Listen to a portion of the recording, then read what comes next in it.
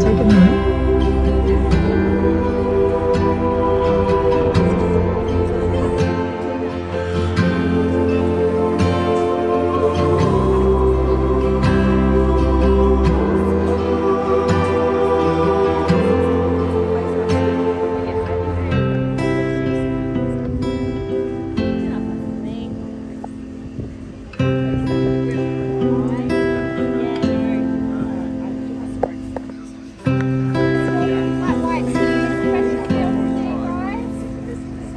Cotton Australia is the best. See where they are arranging this thing for us. Wow. Mobile coffee shop. How many?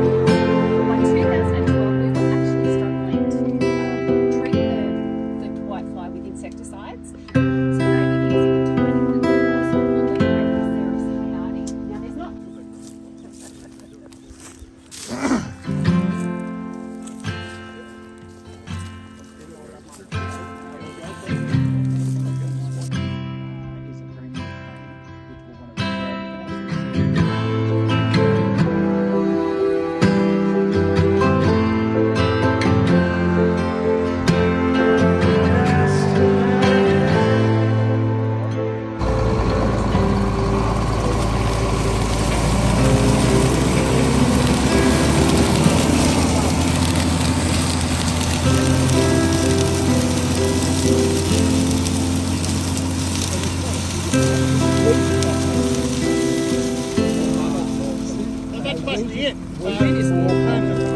Something that we can handle, and instead if we wanted to plant wheat in here, we could go and do that pretty much through it.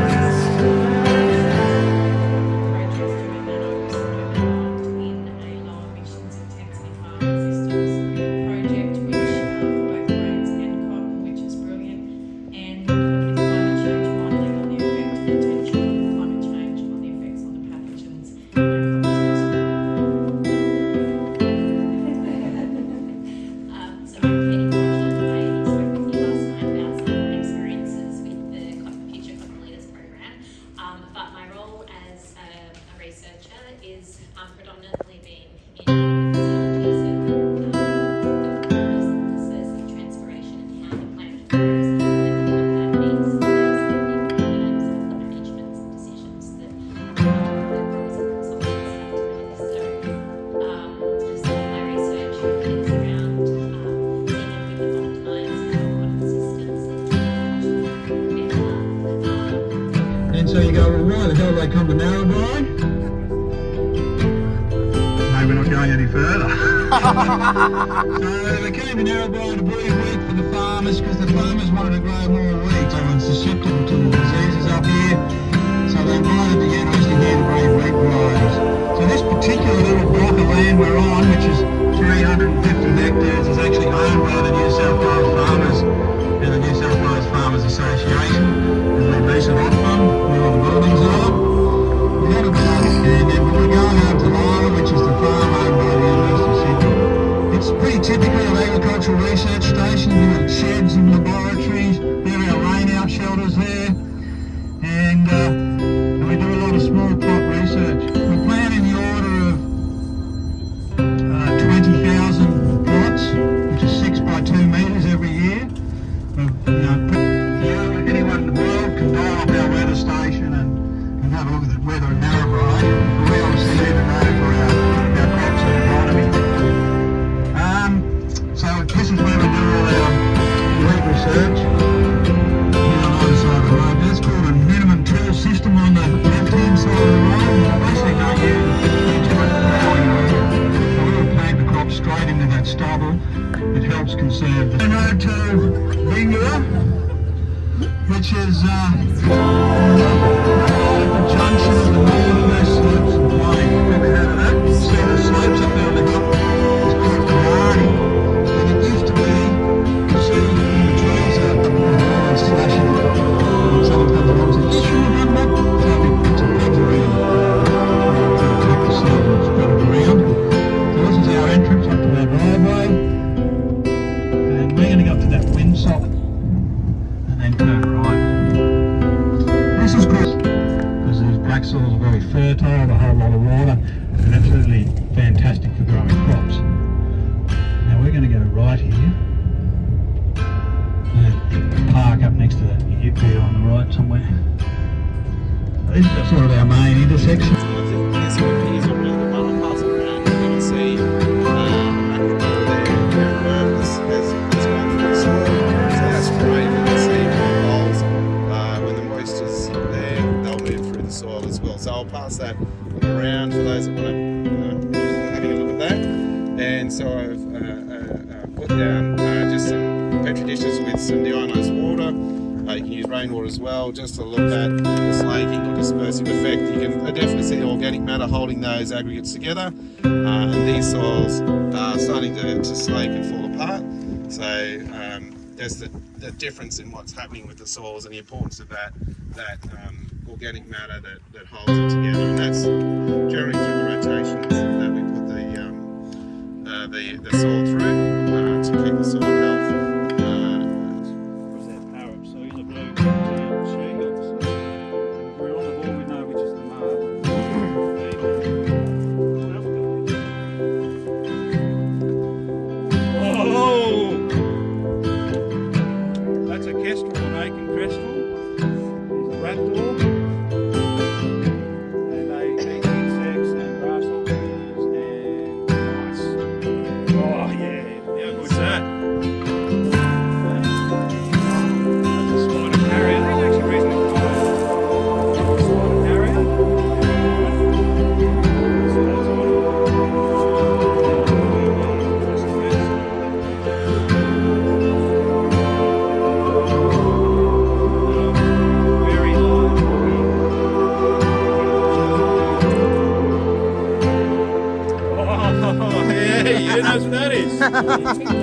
Yeah. Well, top of the class, tawny frog now. How cute's that? It's on the clothesline in the back of our house. They're not owls, but they're, big, how good is it? Camouflage and that sort of thing. So we have a lot of these. This is the tawny frog now. They've got big mouths. Wow. That's a barn barnyard owl. Sit on the fence. Lots of them.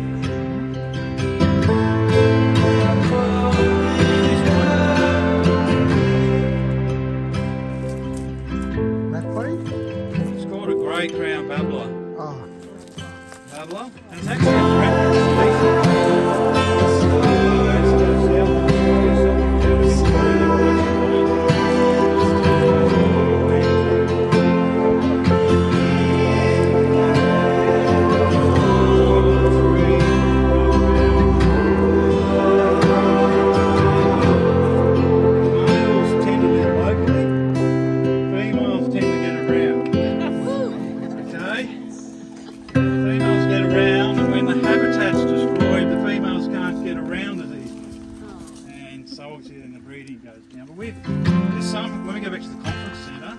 Families of them in the trees outside the conference, so hopefully you might see them. So there's a water birds, we've got them.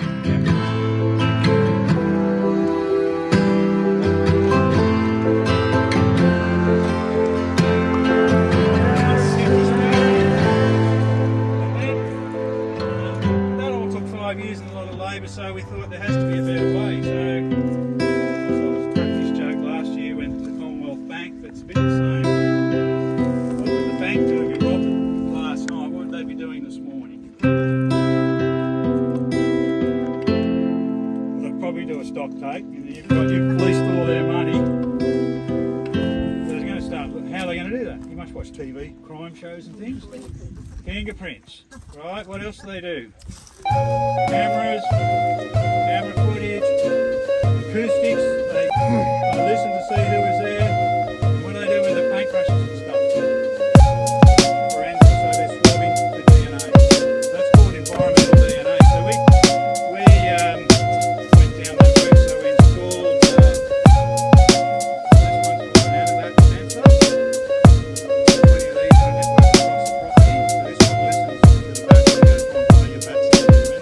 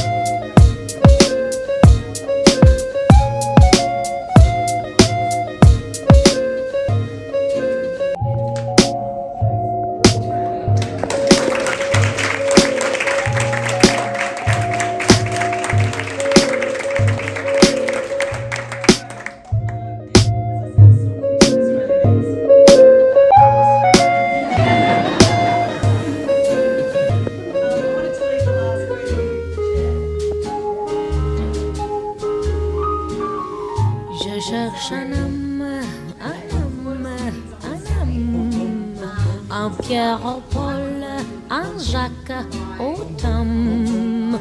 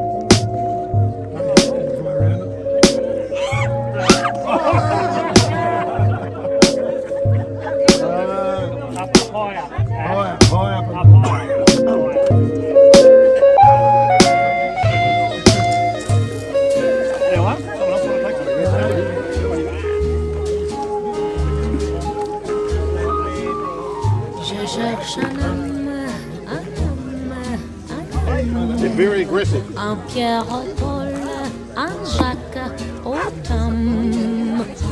Well done. Can you take those ones down and